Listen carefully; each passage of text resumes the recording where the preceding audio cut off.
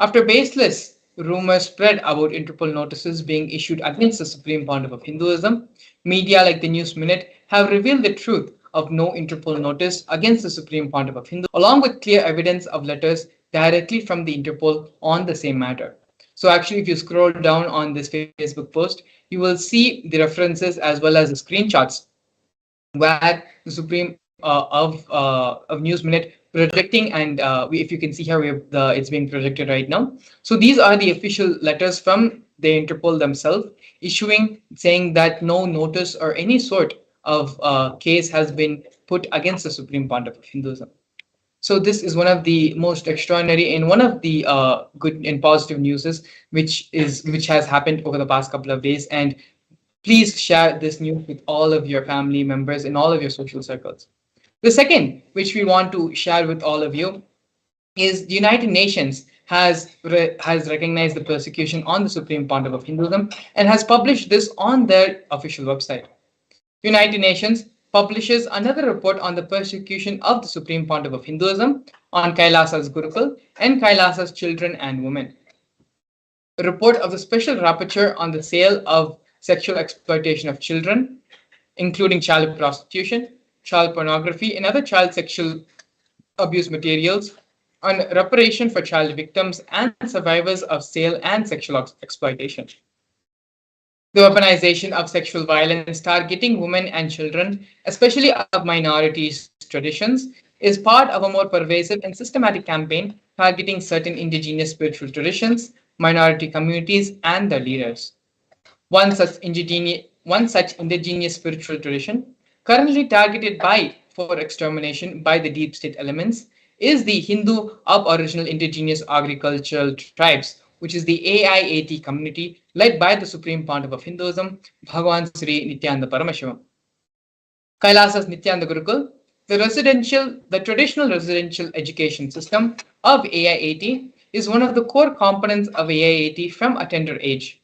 They learn the 64 Vedas, types of knowledge in a unique method of knowledge transmission. Since 2010, deep state elements have forcibly and unlawfully shut down the indigenous Nithyananda Gurukul, depriving the AIAT children of their fundamental human rights and right to traditional education. Several terrorist attacks continue on the AIT schools and the children to destroy the Gurukul indigenous education system, ironically by the state bodies responsible for reparation. So these reports have not only been published to the UN, United Nations recognize this as well. And as you can see here, the official website of United Nations for Human Rights, where these reports have been published. The various persecutions on Kailasa, on the Supreme Pontiff of Hinduism, on Kailasa's Gurukul, and Kailasa's women and children. All freely, you can go and see for it yourself. All the references and links are, if you actually go to the Supreme Pontiff of Hinduism's official Facebook handle, these two posts are featured and will be. So you can read the post for yourself, and please share and share this message, share this great news which is happening, where the Hindu persecution due to the hard work and sacrifice of the Supreme Pontiff of Hinduism is now being recognized internationally and is being acknowledged and is being properly in the international forums. And so now with this, we're going to enter into the grand narrative of the Supreme Pontiff of Hinduism, having the introduction of the reviver of Kailasa. The Supreme Pontiff of Hinduism was born in the year 1978 on January 3rd in the holy southern town of Tiruvannamalai in South India. At the tender age of 3, in the year 1981, the Supreme Pontiff of Hinduism was initiated into the Bala Sannyas, which is the child saint, by enlightened beings, masters, and his predecessors through a ritualistic ceremony. The Supreme Pontiff of Hinduism was identified as an incarnation by enlightened beings as Yogi Raj Yoganandapuri, Vidwan Panduranganath, and the 230th Guru Mahasannidhanam, which is the pontiff of the 20 Mandaladinam of Kanchi. When the Supreme Pontiff of Hinduism was of 16 years of age, he was coronated by Mata Vibhudanandapuri, the Vedanta Guru of the Supreme Pontiff of Hinduism, also lovingly called as Mataji Kuppamal.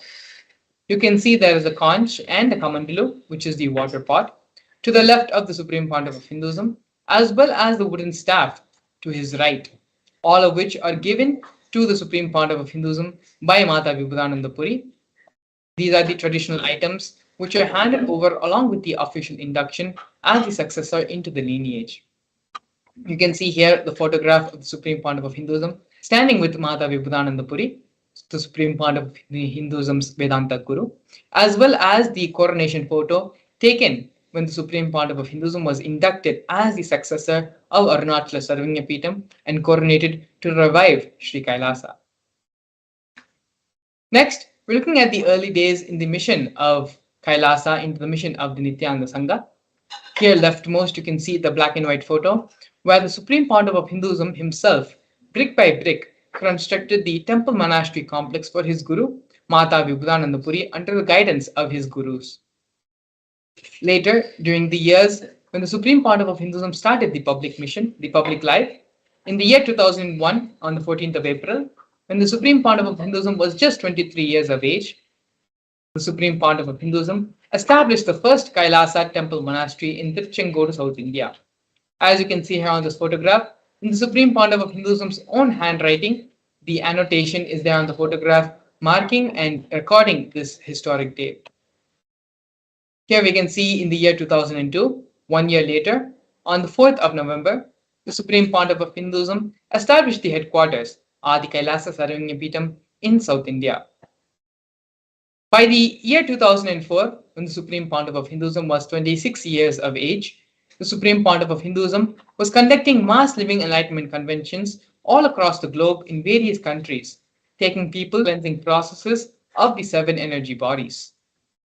By the year 2005, at the age of 27, the Supreme Pontiff of Hinduism was welcomed with the proclamation message by the Mayor of St. Louis, Francis G. Slade.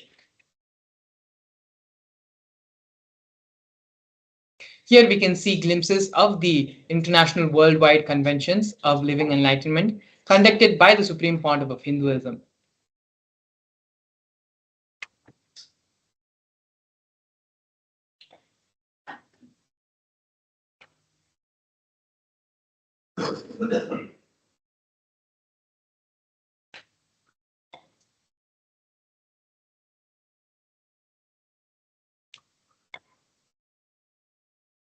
In the years 2015 and 2016, during the auspicious Kumbh Mela festival, one of the largest celebrated festivals in the world, the Supreme Pontiff of Hinduism initiated thousands into the mass living enlightenment, both in Nasik Kumbh Mela in the year 2015 and the Ujjain Kumbh Mela in the year 2016. As you can see here, we have photos of thousands and thousands of people visiting the Kailasa camp in Ujjain and in Nasik, and the Supreme Pontiff of Hinduism giving the mass initiations living into living enlightenment to all those who had come.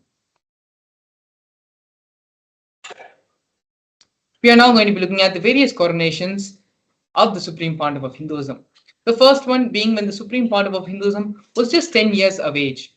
The Supreme Pontiff of Hinduism was coronated as the 233rd Guru Mahasannidhanam of Kanchi Kailasa Sarvanyapeetham, which is the Tonde Mandala Adhinam.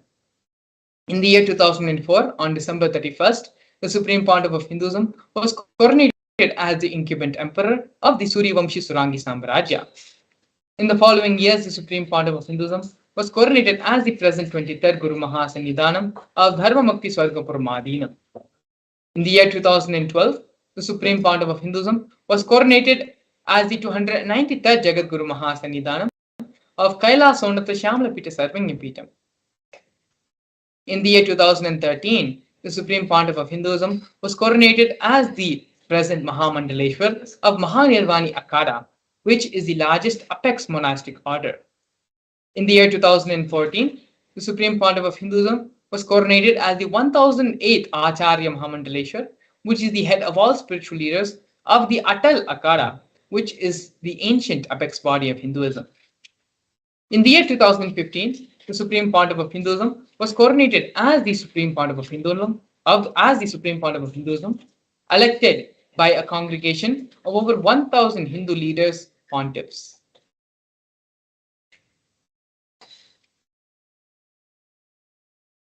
The United States of Kailasa is a macrocosmic, ancient, Hindu enlightened civilizational nation whose vision is living enlightenment for all of humanity. Kailasa's mission is to revive and share with today's world the practical applications of the greater sciences of authentic Hinduism, including Hindu cosmic physics, Hindu alchemy, Hindu cosmology, Hindu biology, Hindu mathematics, the power manifestation science, and other sciences as revealed by the Supreme Pontiff of Hinduism. These sciences were once practiced freely in over 56 nations across the continent, but are now facing extinction due to the persecution which has spanned over a millennium.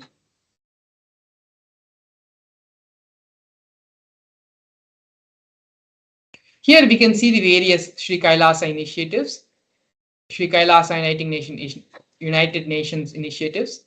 Sri Kailasa Uniting Nations initiatives support a variety of humanitarian services which collectively allows for the creation of an enlightened, peaceful, sustainable, equitable, resilient, and thriving world. Out of these 108 initiatives started by Sri Kailasa Uniting Nations, the one which we are going to be looking out of the many is the No Hungry Home project offered by Sri Kailasa Uniting Nations for nutritious food and a hunger-free world. More than 1 billion meals have been served over the past 27 years.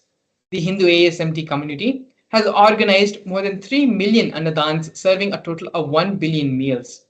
Annadans are the free organic meals as per the tradition, which are served during religious gatherings to everyone without discrimination.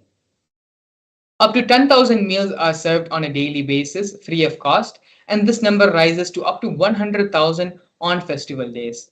As you can see here in the photos, the Supreme Pontiff of Hinduism himself is actively involved in serving and in the process of the Annadan service. You can see here in many places the Supreme Pontiff of Hinduism with his own hand is doing the Annadan service.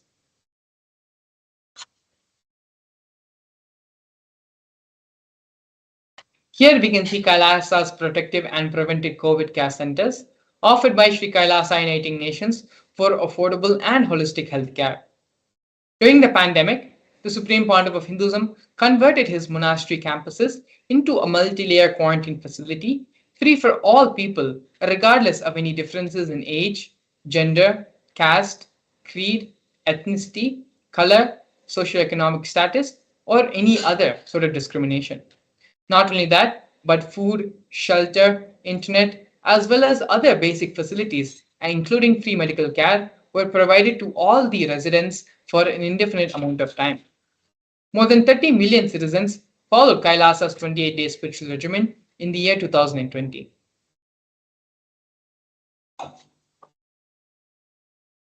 Here we can see the offerings made by Sri Kailasa Uniting Nations for education reform and development in the form of the Nithyananda Hindu University and the Nithyananda Gurukul. The Nithyananda Hindu University was established by the Supreme Pontiff of Hinduism and is the world's largest Hindu university. The Nithyananda Gurukul was inaugurated by the Supreme Pontiff of Hinduism on the 2nd of October 2006, the revival of the ancient Adi Shaivid Guru Disciple education system, which is an authentic knowledge transmission system based on enlightenment. Nithyananda Hindu University has more than 20 million enrollments, 7,000 free courses, and has extended campuses in more than 150 countries.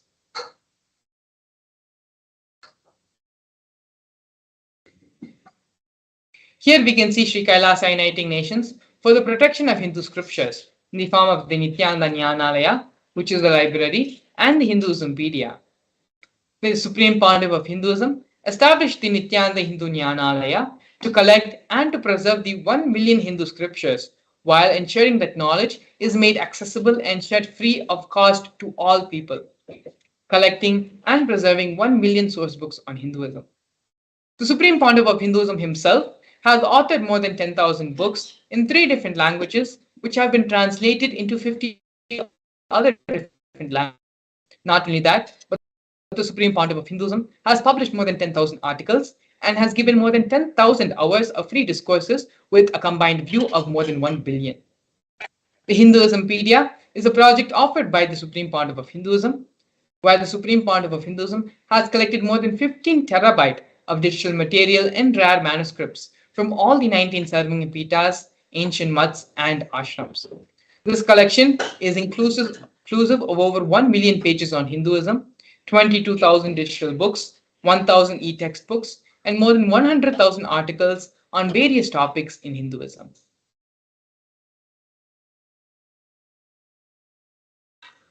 Here we can see Sri Kailasa uniting nations for global peace and religious harmony, offering the confluences for world peace.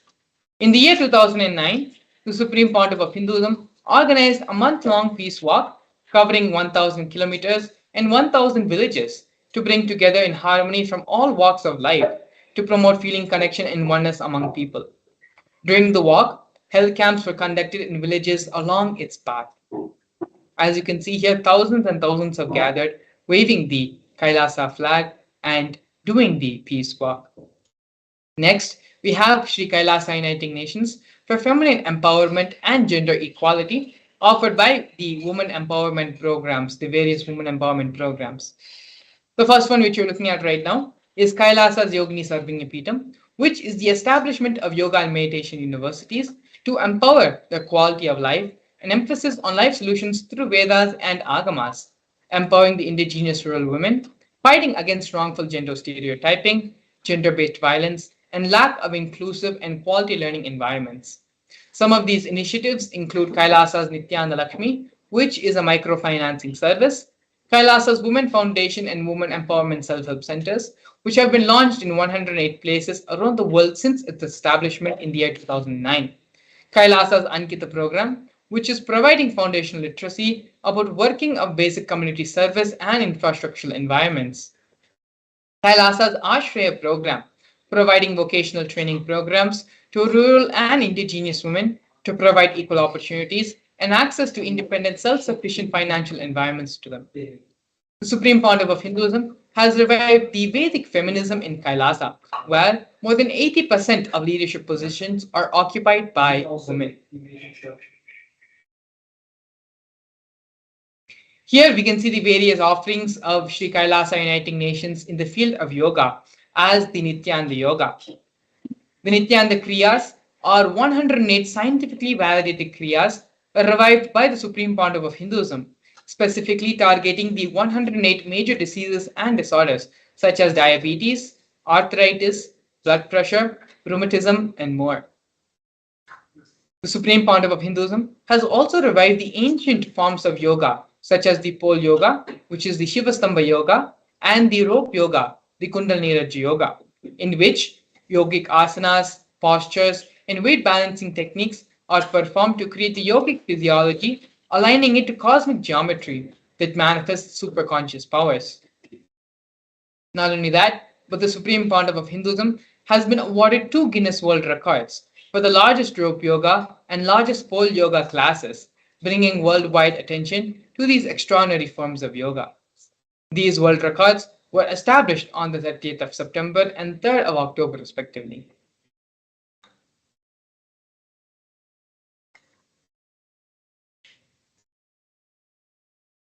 Despite being heavily persecuted continuously for more than a decade, the Supreme of Hinduism, in his unwavering intention, commitment, and action in building the only Hindu nation, has established the sovereign state of the United States of Kailasa to protect, revive, and preserve Hinduism, the most ancient, most peaceful, still living, and long lasting demonstrable system that shows the possibility of peaceful coexistence amongst people. Next, we're going to be looking here at one of the most historic and definite moments of the Kailasa nation, where Kailasa, the first nation of Hindus led by the Supreme Pontiff of Hinduism, Bhagavan Sri Nithyananda Paramashivam, spoke on behalf of the 2 billion global Hindu diaspora at the 14th session of the United Nations Forum on Minority Issues. A significant milestone in the history of Hindus and the sovereign state of Sri Kailasa happened on the 2nd of December 2021. His Excellency Shri Nitya Moksha Priyananda, Ambassador Extraordinary and Plenipotentiary of Kailasa, represented the persecution of Hindus at the 14th session of the United Nations Forum on Minority Issues. The theme of the forum was conflict prevention and the protection of human rights of minorities. This was the first time the plight of persecuted Hindu minorities was represented in the United Nations. The ongoing and systematic generational attacks on Hindu indigenous traditions were highlighted in these meetings.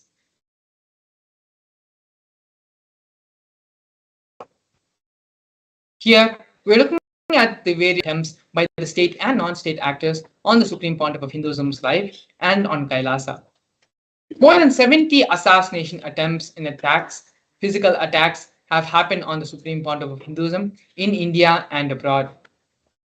40 attacks on community members, destruction of monasteries and temples, over 60 incidences of attacks, molestation, and rape on women monks. Intense lawfare through the 100 false legal cases, all but one are dismissed. Intersectional persecution using entire government mechanism, politically owned media and judiciary controlled by politicians, inciting mob violence through social media. These are just but few of the massive methods, methodologies, and ways the illegal persecution and the harassment and the degeneration attacks have been happened on Kailasa and on the Supreme Pontiff of Hinduism for over a decade. But despite all this, Hinduism, in his unwavering intention, sacrifice, and hard work for the Hindu nation, has built the United States of Kailasa for all of us to peacefully practice and live and have the establishment of the Hindu nation. In this next segment, we're going to be looking at one of the most important contributions given by the Supreme Pontiff of Hinduism for all of humanity, and that is the power manifestation science. We're going to be looking at the spiritual reference, the scriptural reference for the power manifestation science, how the power manifestation science works, as well as a live demonstration of these various powers. So please stay tuned. We'll be back with you after a short break to see the live demonstration of the power manifestation science.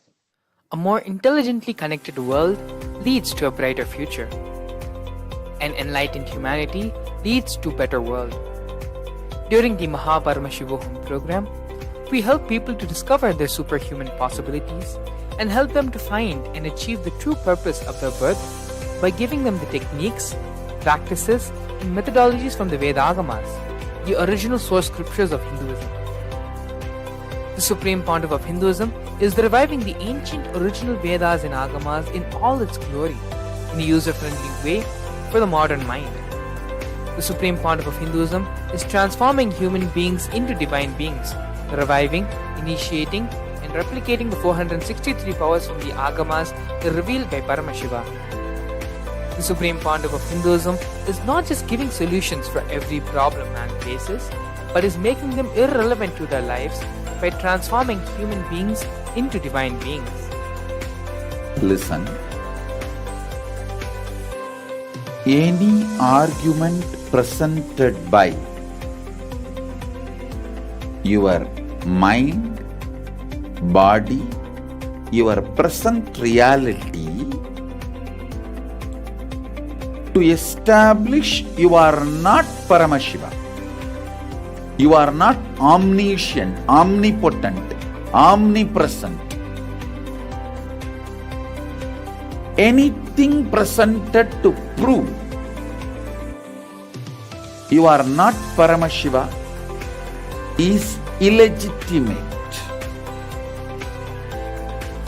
Decide this. This is super determinism. Understand? Anything you declare as illegitimate will lose power over you, will die in few days, few minutes, maybe in few weeks, whatever few days it takes. It will not have power over you. Understand? This is the method for sudden enlightenment. This is the method for sudden enlightenment. It happens by the Shaktipada. Here Paramashiva is sitting to tell you all, you are Paramashiva, you are me, with Shaktipada and Shaktinipada. The Dvitiya Vijnasa Krama is an extensive and thorough to prepare your body to receive the experience being given by the Supreme Pontiff of Hinduism. Through the yoga, which is aligned as per the source scriptures laid down by Paramashiva and the Agamas, You break all the impossibility in your body and in turn break the very cognition of impossibility. The program leads you to go beyond your human frame and limiting human ideas, which prevents you from living your highest possibility. Wherever you are, whichever corner of the world you may be, I will reach you with enlightenment. Again I tell you, I am not here to prove I am God, I am here to prove you are. Don't wait to become divine. Register now at paramashivoham.org.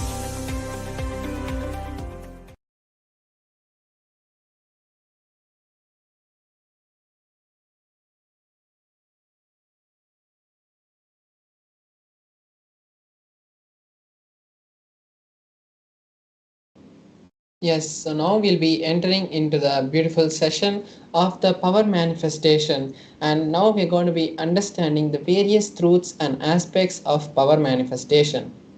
So, what is power manifestation? How is it helpful to our life? And what is the science actually of power manifestation? So, now we are going to be going through a beautiful and informative sequence of understandings where we learn the science of power manifestation.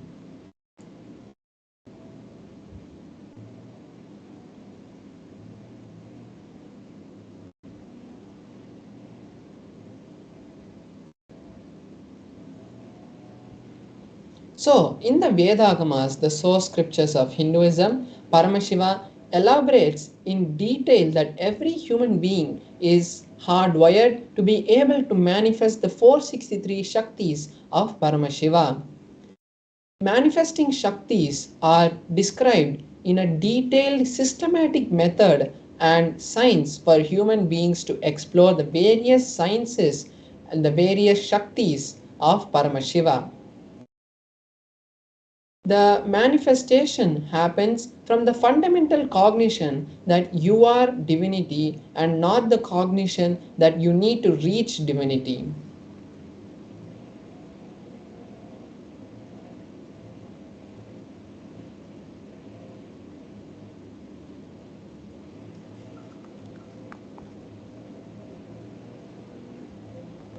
So now we're going to be seeing the difference between the Shaktis and the Siddhis.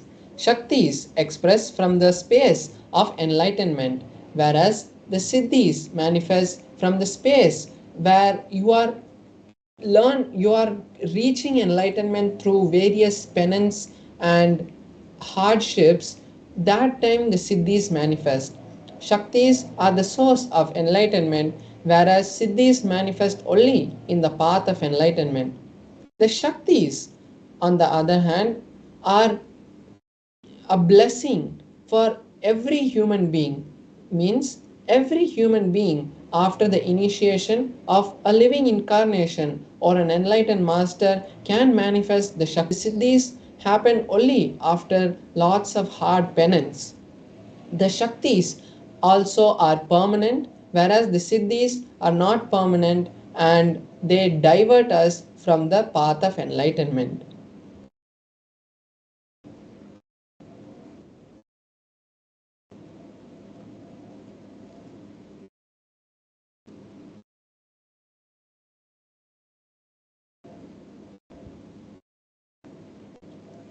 So now we are going to be seeing the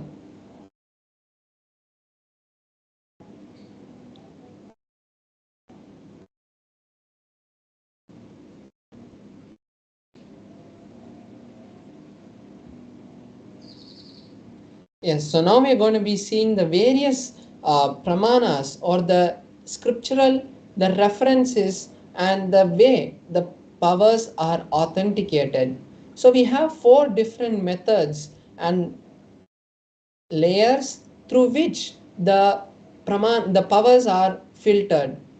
So first is the Shastra Pramana, which is the source scriptures, the revelations of Paramashiva's direct teachings, like in the Vedas and the Agamas. Then we have the Apta Pramana, which is the experiences of the various enlightened masters, rishis, incarnations, and the other manifestations of Paramashiva The various way all of these great beings who have come before us have taught the world and shown to the world that these powers are possible by humanity. Then we have the Atma Pramana, where the supreme pontiff of Hinduism has experienced these powers and validated them with the Shastra Pramana and the Atma Pramana and given it to us as his Atma Pramana. Then we have the Pratyaksha Pramana, the scientific study on these powers. So now we're going to see the source of these Shaktis, and it is Paramashiva. Paramashiva is the source of these Shaktis, and he is the primordial divinity in Hinduism, the ultimate cause, which is self-effulgent, all pervading, and beyond time. He manifests the five actions of creation, sustenance, rejuvenation, pulling out of delusion, and liberation. And through this, he creates and sustains and manifests this whole existence that we know.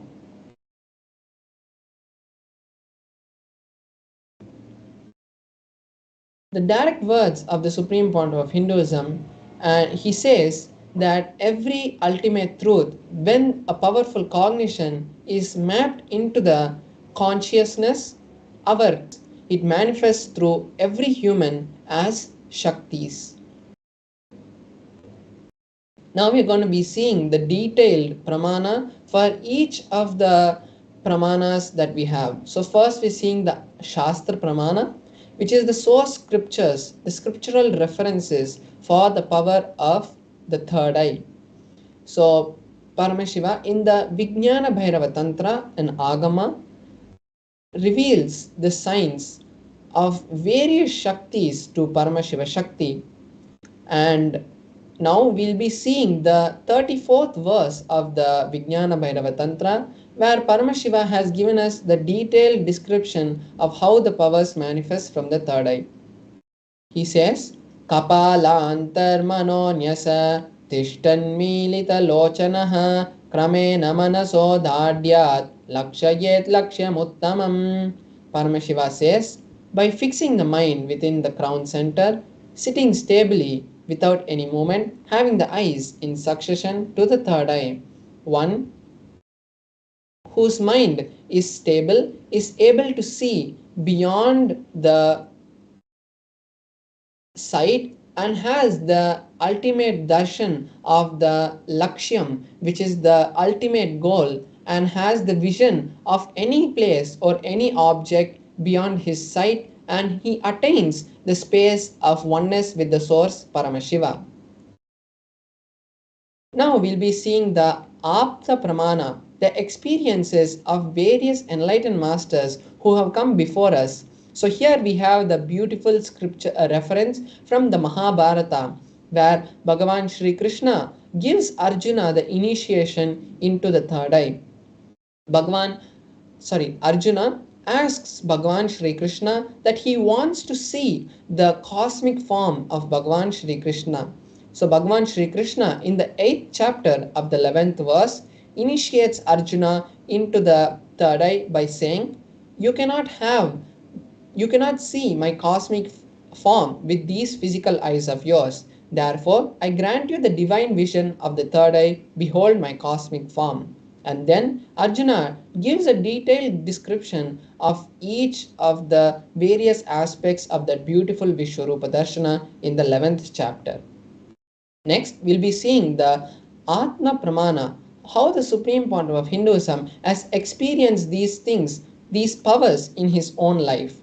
So in his own words, he says, the first experience that I had, I was able to see above me, below me, and the 10 directions.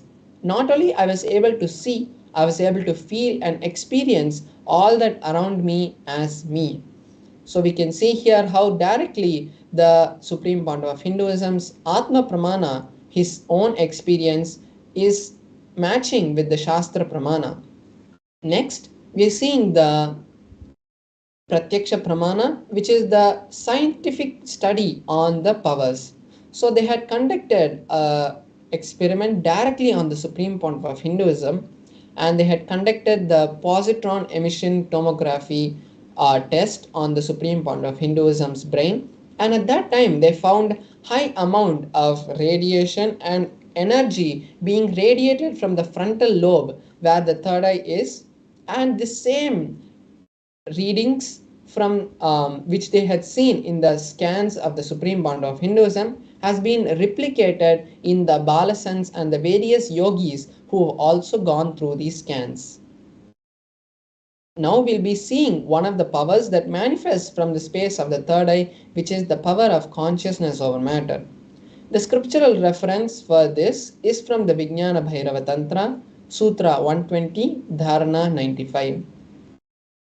Paramashiva says, Kvachid vastuni vinyasya shane drishtim nivartayet tajnanam chitta sahitam devi shunyalayo bhavet. The translation is, having fixed one's eyes on a particular object, vastu, one should slowly withdraw the gaze and the sight from that object, as well as slowly eliminate the knowledge, thoughts, and impressions from that object. Then, O Devi, one abides in Shunya, the state where there is nothing other than this exists, the space of all inclusiveness or infinity. So here we can see how Paramashiva has given us a detailed explanation of each of the steps of how to manifest this power. Now we are going to be having a live demonstration of this power, where I will be manifesting the power of consciousness over with my Atmalinga. So now we'll be moving to the close-up camera where you'll be able to see the demonstration, and we'll be showing you this power is being manifested.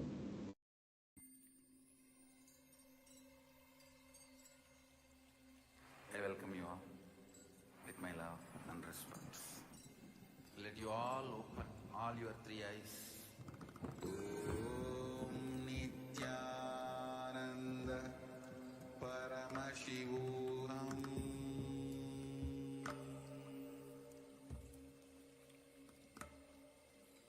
Om Nithyananda Paramashivam.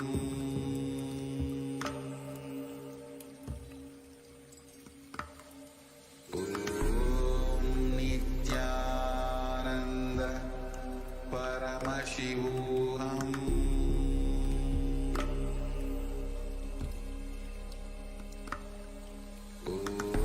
Om Nithyananda Paramashivam.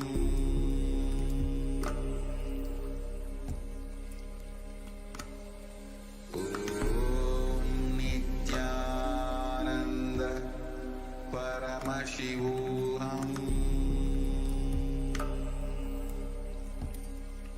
Paramashivam. Paramashivam.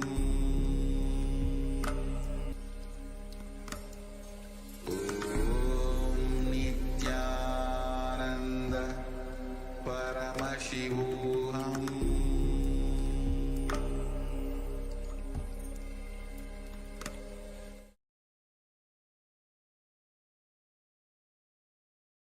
Yes, so now we are all able to see the Atmalinga, and you can see my hand also.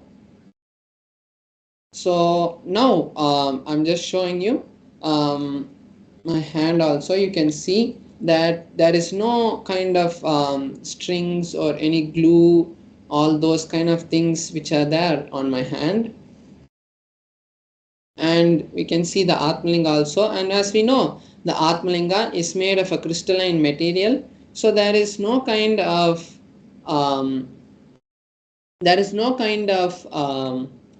magnetic thing that can be used to make the Atmalinga to move. And also I have a tissue paper here, so I'll be just circling the Atmalinga with this tissue paper to show that even when the Atmalinga is placed on my palm, there's no kind of strings which are being used to move the Atmalinga or anything. So by doing that, we are making the power as authentic as possible. So I'm placing the Atmalinga on my hand, and here I have the tissue paper, and I'm just circling the Atmalinga to show you that even when the Atmalinga, when I'm moving the tissue paper around the Atmalinga, there are no kind of movement which is happening in the Atmalinga, showing that there is no external thing that is being used to create the movement in the Atmalinga. So now I'll be connecting with Paramashiva, and as we saw the in the scriptural reference, the detailed instructions which have been given directly by Paramashiva on how the Atmalinga, how the consciousness or matter happens. So now I'll be manifesting that. I will be doing the same, and I'll be chanting the Mahavakya and connecting with Paramashiva, and then when that happens, we will all be seeing that the Atmalinga stands.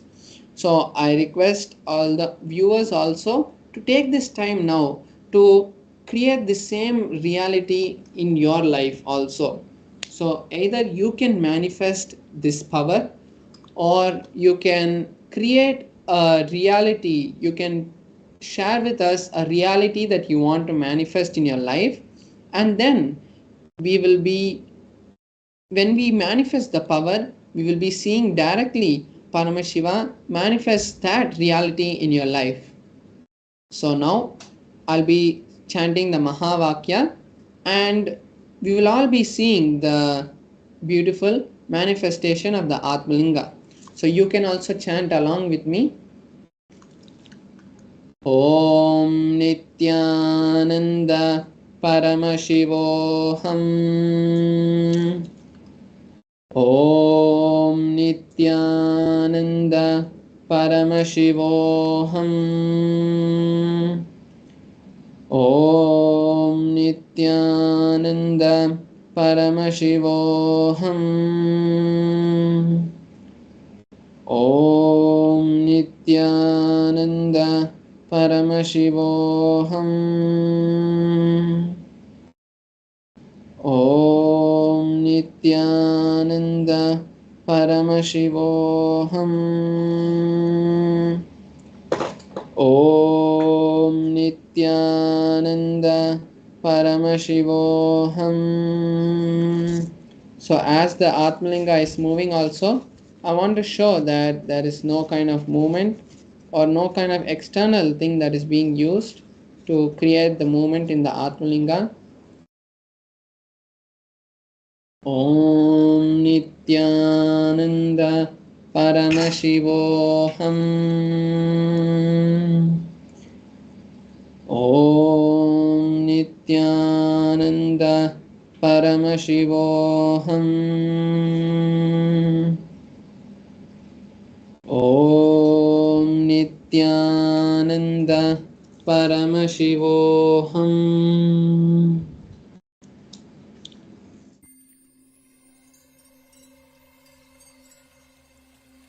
I welcome you all with my love and respect.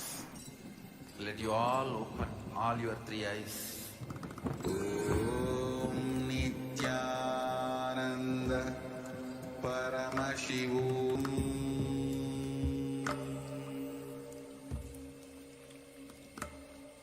Om Nithyananda Paramashivam.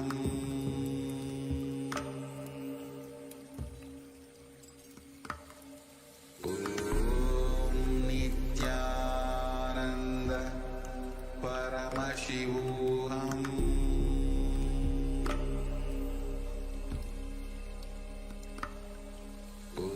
Om Nithyananda Paramashivam.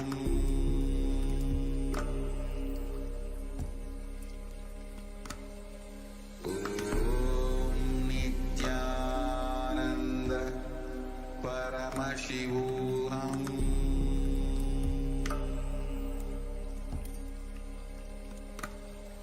Om Nithyananda Paramashivam.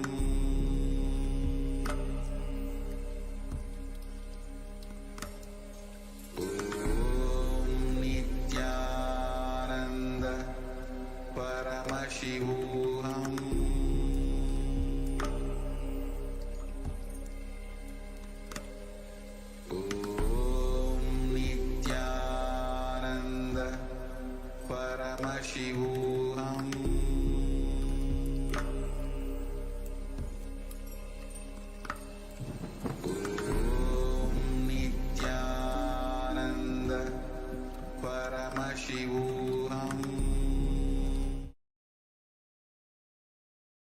Yes, so now we have seen the beautiful manifestation of the Atmalinga, and now this is the best opportunity for all of us to take, best time we can take to create the reality of Mahaparamashivaham, where we'll be learning to manifest this kind of Shaktis. And the goal of this consciousness or matter is not to, just move the matter, but it is to create the realities that we want. It is to have a personal, intimate relationship with Paramashiva and create a better future for you and your family. Because in the Mahaparamashivam, you'll be learning lots and lots of powerful cognitions which you can use in various situations of your life to create a better future for you.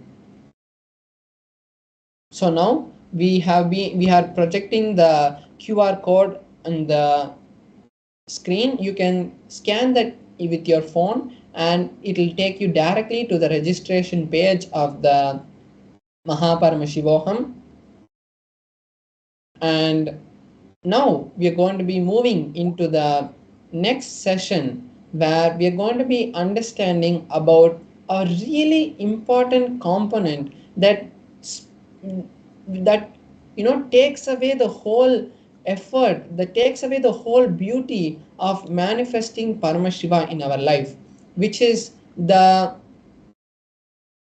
pattern of decision fatigue. And when we have this decision fatigue, it always, when we have a breakthrough in our life, we think, oh, I've taken so much, I've done so much, and you just get overwhelmed and you don't enjoy that you have allowed Paramashiva to create something in your life. So when we understand about how we can go beyond this decision fatigue and break this pattern of decision fatigue, we will be able to allow Paramashiva to flow through us. So we'll be listening to a series of satsangs by the Supreme Point of Hinduism, where he'll be teaching us and explaining about how this decision fatigue can be overcome. So now let's sit with our head, neck, and spine in a straight line. And as most importantly, make sure that you take notes of this and share it with your friends and families in the social media, and make sure that you write it and keep it as your book of hearts. So now let's sit with our head, neck, and spine in a straight line. Let's bring our awareness to the third eye, and let's bring listening to our space. And now let us enter into the video.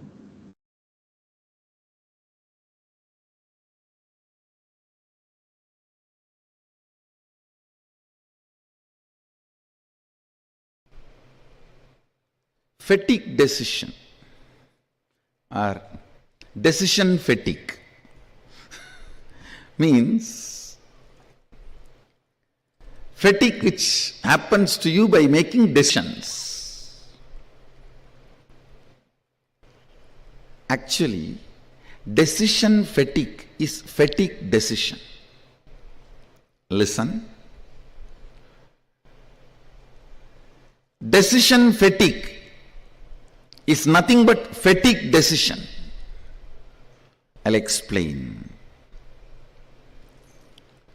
When you decide to superimpose elephant on a wooden sculpture, elephant, the fear or greed or other emotions, opinions associated with elephant gets aggravated in you. When you go through that ups and downs, incompletions, you become tired. Listen carefully. Yesterday I was discussing with some of the Adinavasis preparing for Sadashivoham. Actually, whole day nothing is being done other than making few phone calls. But everyone is tired, fatigued, thinking they are doing two big things. Nothing. Nobody is building here. Even if buildings are happening, big buildings are happening, what you are doing is only phone call. Nothing else. If you just do the postmortem and see exactly what you are doing, it's only phone call and talking and at the most signing, that's it. But you are so arrogant, you don't want to believe you are not doing anything, because you are always, you thrive on pampering yourself.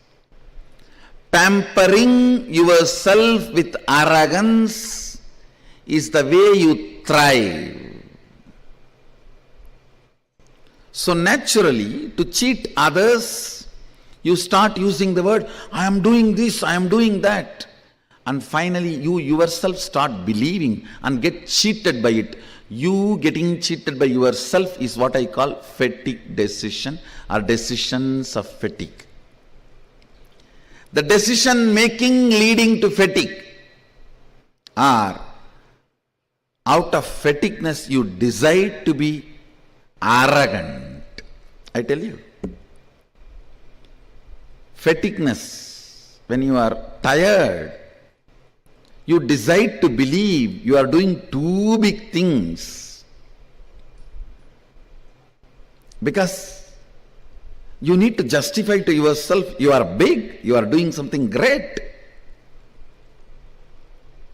I can't understand people becoming tired by traveling. They say, oh, I came from Chennai to Bangalore, I am tired, I have to go and lie down. Hey, what have you done other than sitting in the AC car?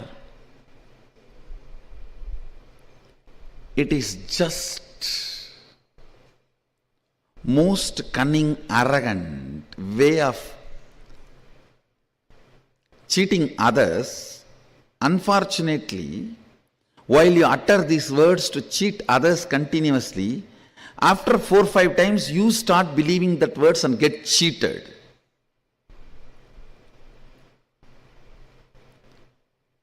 Get cheated terribly, understand? If you cheat your boss, you are doing great, you may gain some money. If you cheat yourself, you lost your very life. Anybody who cheats himself or herself loses life. You are in utter confusion, don't know what to do, don't have direction, don't have any real movement done. Tired, busy. End of the day, if you see, just blown arrogance. I am this, I am that, I am doing this, I am doing that.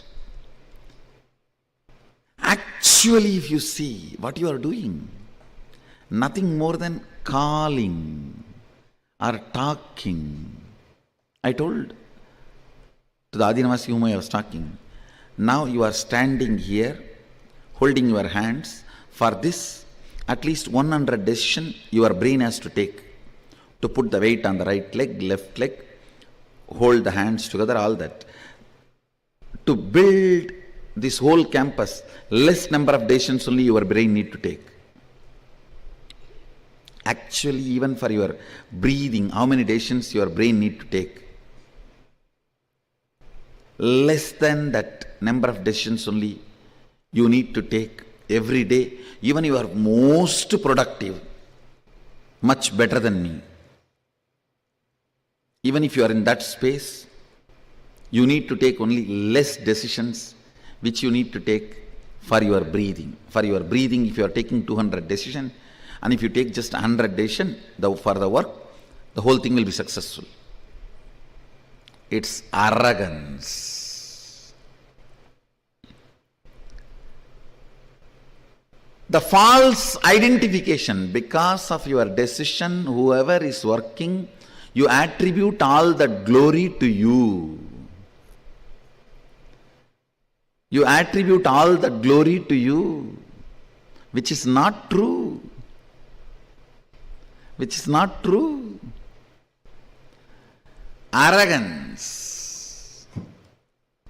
Because decision makers are paid more money, than the people who are working, you develop certain arrogance. Decision fatigue is the direct result of the mental setup you carry, whether you are under the matrix or outside the matrix. Please be informed, anybody who has a decision fatigue is inside, under the matrix. You are under the matrix.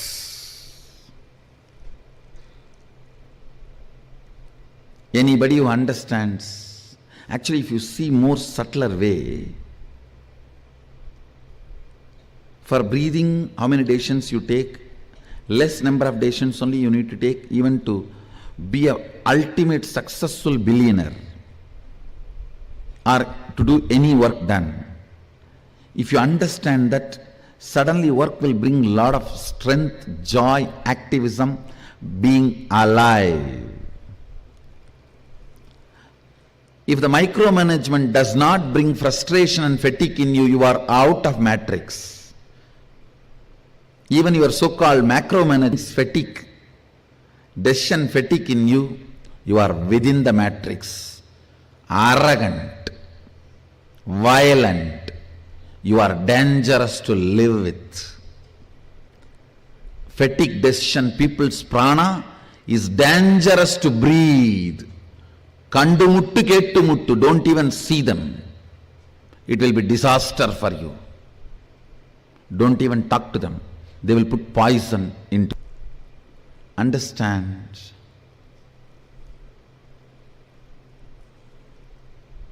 Most of your problems, stupid thing called decision fatigue and arrogance developed due to decision fatigue destroys your life, and matrix always pampers it.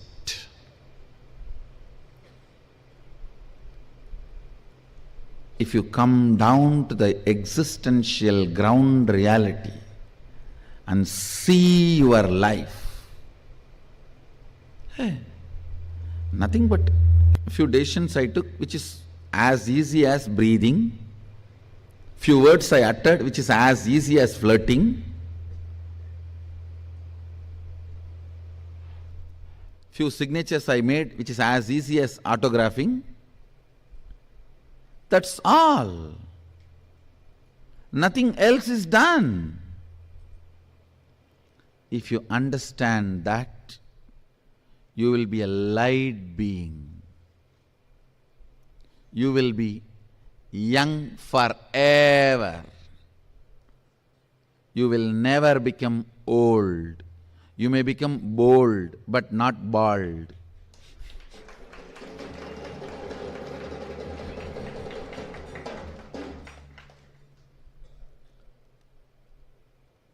If any thought current makes you believe you are working, you are tired, you need to be pampered, you are worthy of this, that, they will destroy your life. They will make you old. They will swallow your life. Anybody who makes you believe, makes you understand the ground reality, actually you are not doing anything. It is as simple as breathing and chatting, just walking around, as simple as, if you have a vacation, what all you will do, you are not doing anything more than that in any of your job, I am telling you. It is just your idea of today vacation, today office. Whether it's the Balasant having pus in his ears needs healing, or somebody came and stole something in some branches, or some devotee got into accident, he needs immediate healing, I need to attend. How I sit and go on micromanaging tirelessly, almost 800 to 1000 decisions I make a day without decision fatigue. Actually, 2 days before the Sadashivam started, I took the Sadashivam team all around the campus and I was telling them, hey, don't think you guys have done a big job. All of us put together, we made 2000 phone calls and 100 successful phone calls, that's all. Don't think about what you did based on the result. Think only based on what you did. If you think based on the result, you will fall into decision fatigue. Decision fatigue is one of the biggest suffering of the corporate mind. And I said, all of us put together made 2000 phone call and 100 successful phone call, that's all. The whole team collapsed, came down to planet Earth. I should say got grounded from the airy, fairy, hari.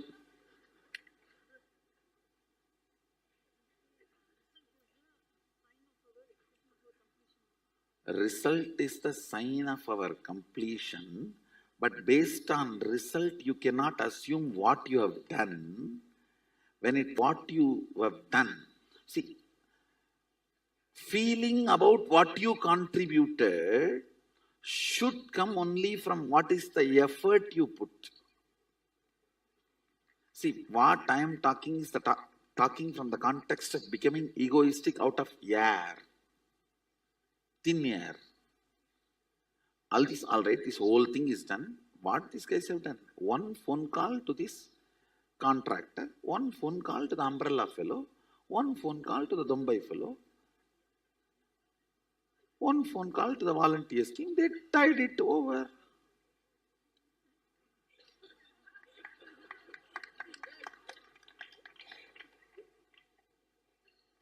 Oh. Let us come down. So that is what exactly I feel about I just come and blush with the deities for a few minutes and go around, tease some of the brahmacharis and make fun of these balasans, and then come back and sit and just spend a little time asking some questions and answering some questions. Sometimes questioning your answers and sometimes answering your questions. Go back and rest back into Samadhi. That's all. You not build castles in the air about your contribution keeps you away from denial and keeps you grounded about life. The decision fatigue is all about entertaining denial. When you entertain denial, listen carefully. You need to justify you are doing too many big things. So you have to always weigh yourself based on the result, not based on what you contributed.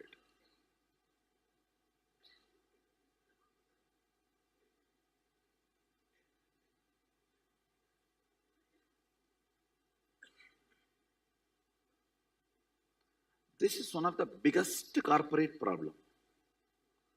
And I tell you, decision fatigue damages your liver and intestine.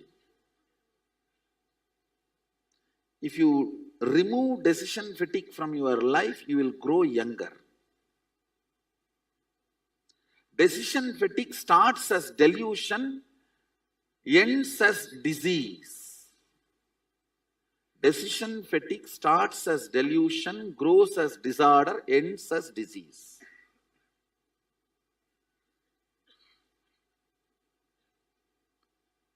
I know many of you are not convinced that you have a decision fatigue. You all feel that really you are contributing something.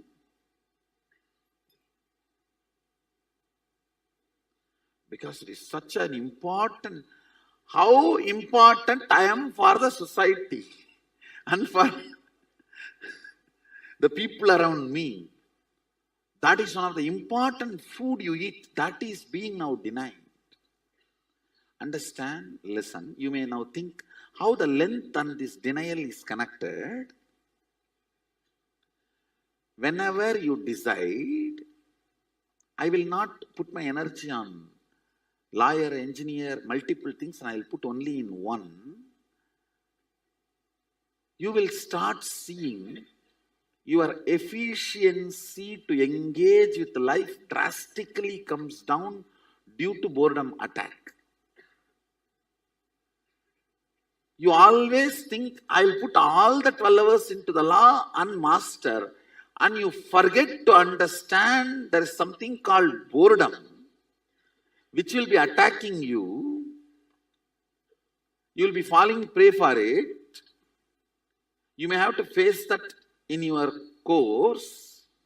You don't plan to handle, you don't have a right plan to handle the boredom.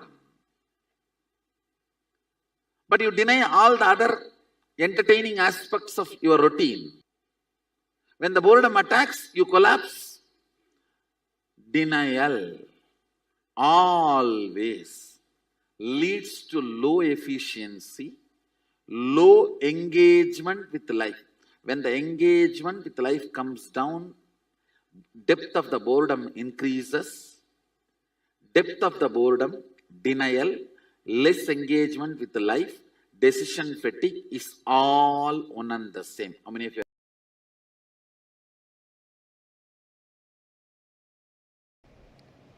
Listen, decision fatigue steals your life from you. Decision fatigue directly tires your liver and intestine. Decision fatigue directly affects your very existence. The NRI Hindus, non-residential Indians, Hindus, listen. This is one of the important message I have for you. It has nothing to do with spirituality. You get heart diseases, heart problems, and die younger 600 times, not percentage. Listen, 600 times. Listen to me once more, not percentage. If you want, Google it. I again and again read that line. No, is it percentage or time or spelling mistake or error? So I landed upon one or two articles saying 600%. Then I went through again and again.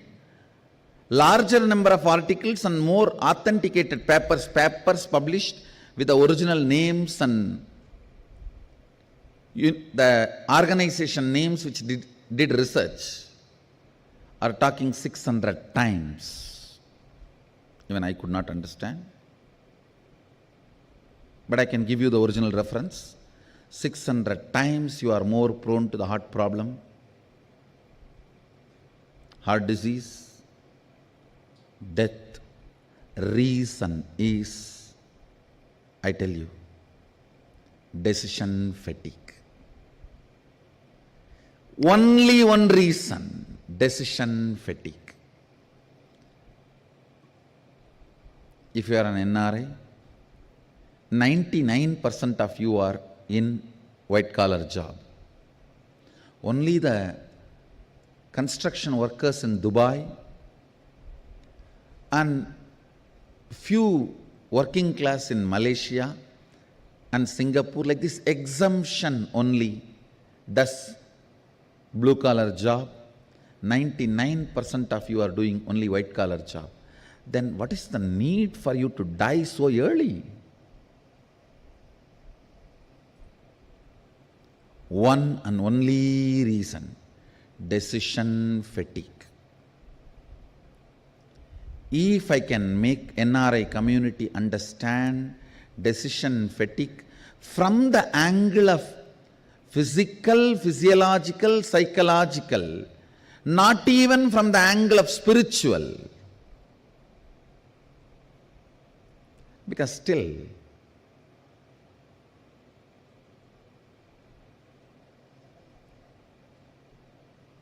the NRIs have their own matrix.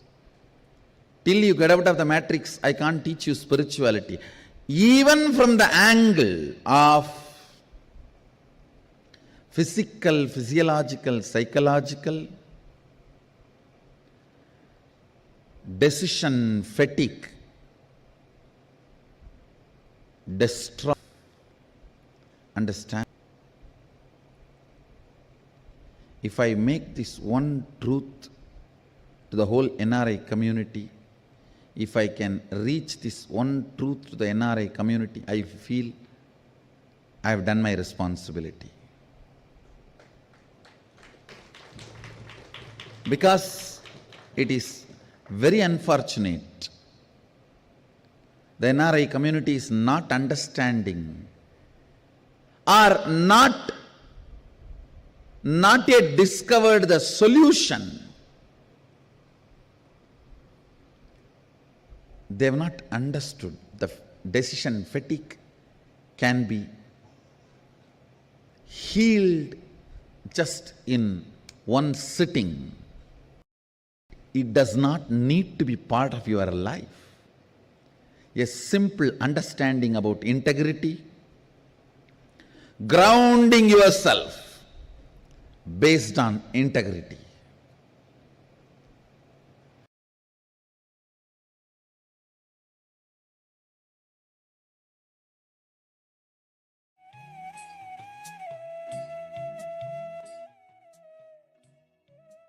Yes.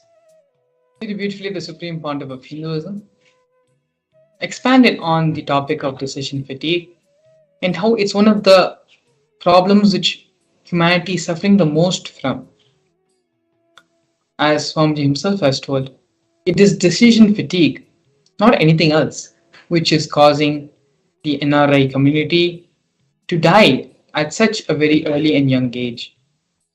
Despite not being physically or mentally or psychologically stretched to that extent, where most of them are working only white collar jobs, but still the death rate and the longevity of the NRI community is small because of this one thing, because of decision fatigue. Decision fatigue, as Swamiji also shared, is one of the most difficult things for us to accept and come to terms with, that we all are suffering from decision fatigue. The need to satisfy our ego, the need to feel important, the need to feel that we are providing, we are contributing members of society, all builds up to us feeling that we did a lot when it was just a matter of few phone calls or just some paper moving job.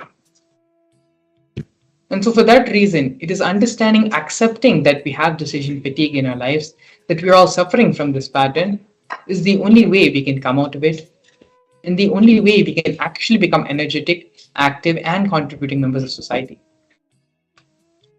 Swami beautifully gives an example.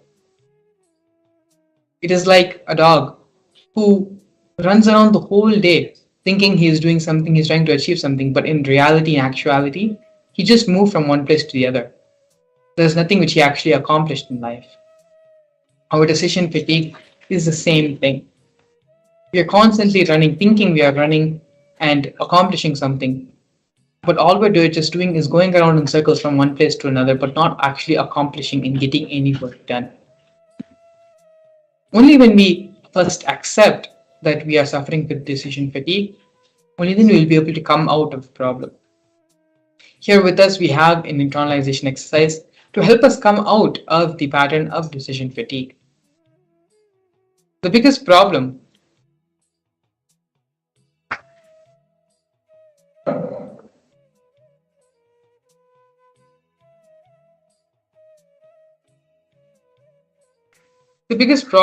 is going to be inability to handle boredom. Human civilization will collapse due to boredom if we don't teach people to conquer time. It is time people learn the science of conquering time. See, something has to pull you towards the future. You can't always be pushed from the past. This is a beautiful understanding Swamiji gives. And if you see, we are actually already suffering from these problems today. With the exponential growth of social media, the advent of social media platforms like TikTok, where the attention span of a person, of an individual, of as an individual, is not more than 10 to 15 seconds, where the videos which you upload itself is limited to only 30 seconds. That is the maximum amount span a person is going to give you before they continue to scroll, before they continue to move on to something else. We have already entered into that age of boredom, where a continuous stream of information, of entertainment, of different types of entertainment can only satisfy you and keep you engaged and keep you in a solidified state. You start becoming restless, you start becoming bored. Maybe a small version of hypertension starts happening in you. This will only lead to further and further stress, further and further anxiety, and further hypertension in an individual. We are already entering into that era of boredom. And unless we understand these powerful cognitions about decision fatigue, about conquering time, we are always going to be suffering from boredom, and we are always going to feel life is a pain, life is depressing. Unless we have the inspiration to move forward, to get pulled forward towards life, we're always going to be pushed from the past.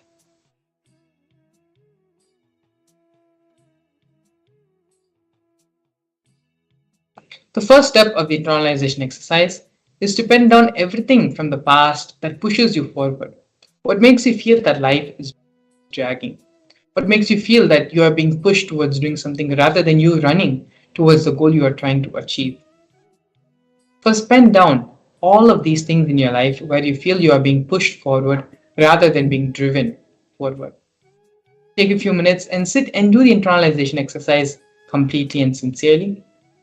It will only help you to understand yourself more deeper and come to more deeper realizations and understandings about yourself. Swamiji beautifully says that we give time for everyone in the world other than ourselves. Very rarely we give time to ourselves to improve our own personal personality, our own being, and become a more complete person, a more intelligent and understanding and mature person. These 20 minutes of the process which we are doing every day as part of the introduction to the Bhava Samadhi Darshan is one of the only few moments in your life where you are sitting and you're working on yourself personally. You're working on your personal development. You're working for you to become a better person. So give yourself this opportunity, give yourself the space, this time to work on yourself, on your inner being, on the cognitions which you are fundamentally functioning upon. It is these things which will create a change in your life, which will exponentially change and manifest the reality which you want. So whatever distractions, whatever things which may be distracting you or taking up your space and time and your attention span, keep them all aside for a couple of minutes and just be completely and sincerely focused in the internalization exercise. If for you your gadgets or devices are a little bit distracting for you, then keep them away as well for a couple of minutes and just pick up a simple pen and paper and pen down from the whatever you feel is pushing you from the past, whatever feels like a load or which has to be done because you have to do it. All these things which you feel that you are being forced to do, that you need to do it because it's supposed to be done and not because you want to be done. Pen down all these different things in your life which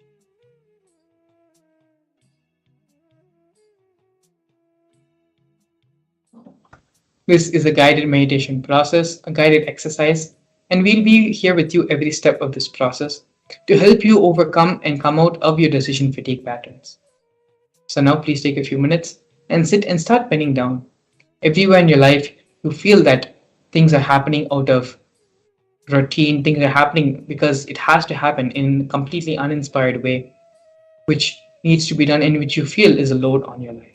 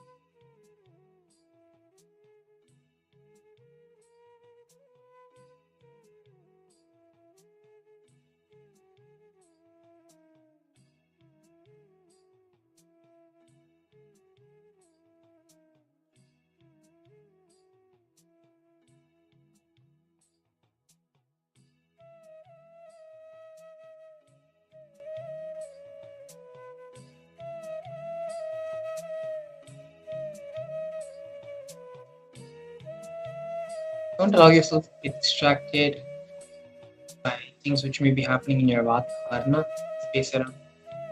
Allow yourself to be completely integrated, completely focused. Exercise. Coming out of the decision fatigue pattern, doing so much of energy personally in everything which you do. Not only will so much of energy come, you will really start accomplishing the feeling that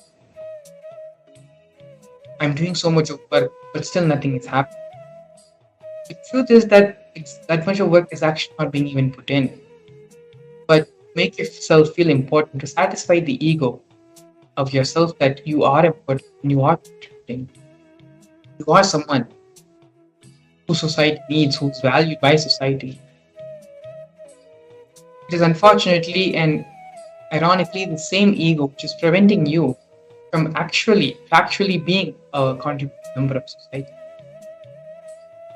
So during this process and coming out of the decision fatigue pattern, as Swamiji shared earlier, is the only way you can actually really have the energy boost which you need in your life for you to manifest and make things happen the way you want it to happen.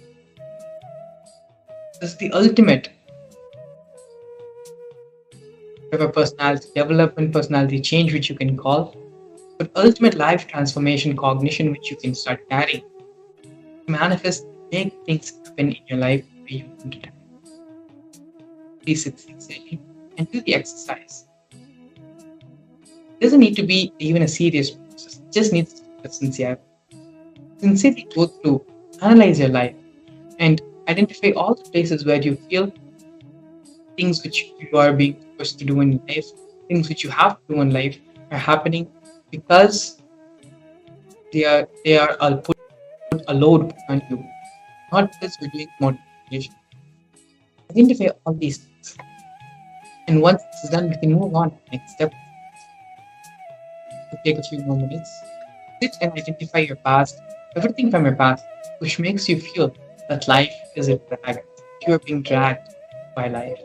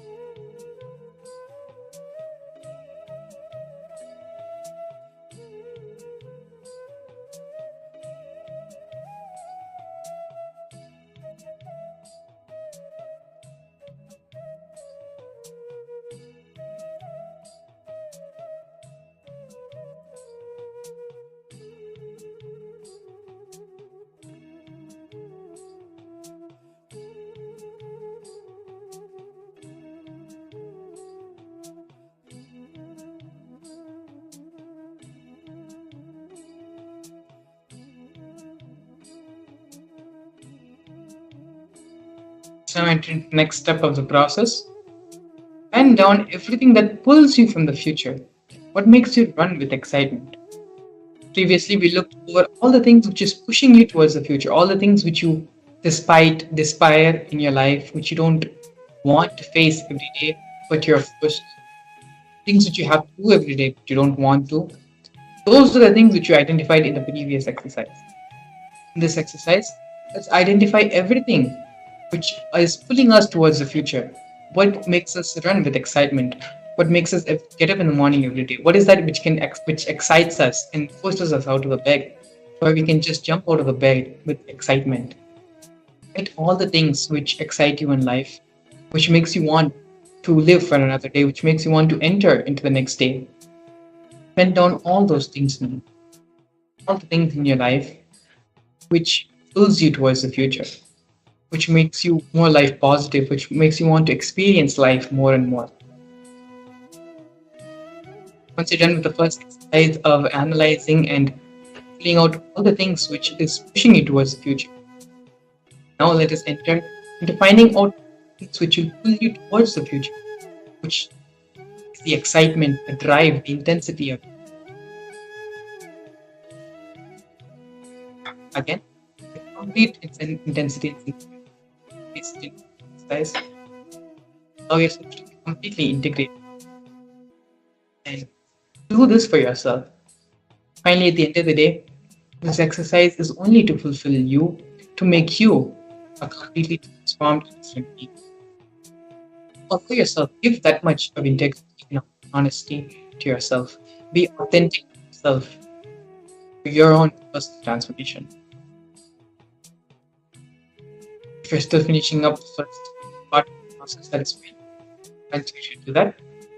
And once you're done, pen down all the things which excites you, which pulls you forward, drives you to become a better person, to make magnificent things happen around you. Now start the second process, this exercise.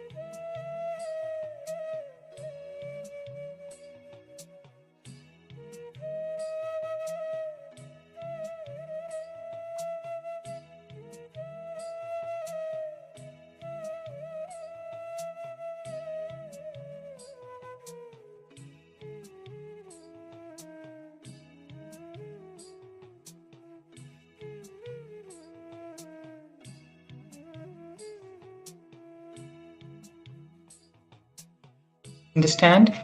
Swamiji says again and again, something has to pull you towards the future. You can't always be pushed from the past. See, being pushed from the past is dragging your life.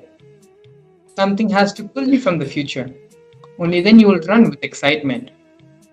Please understand, being pushed by the past, being pulled by the future, there is too big difference. Pushed by the past, you will move in a slow way. But being pulled by the future, you will be flying, you will be dancing. So the science of conquering time needs to be taught to the world.